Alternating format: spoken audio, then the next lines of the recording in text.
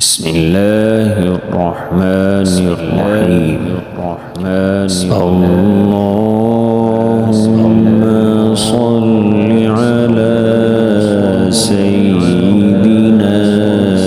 محمد وعلى آل سيدنا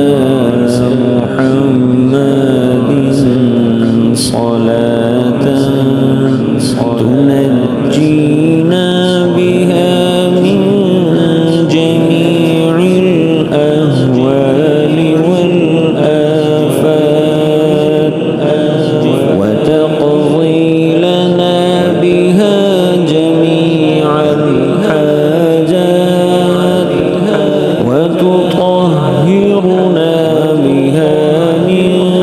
جميع السيئات وترفعنا بها عندك أعلى الدرجات وتبلغنا بها أقصى الغايات من جميع الخيرات في الحياة وبعد الممات إنك مجيب الدعوات ورافع الدرجات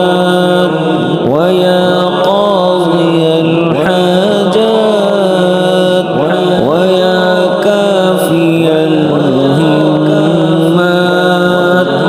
ويا دافع البليات ويا حل المشكلات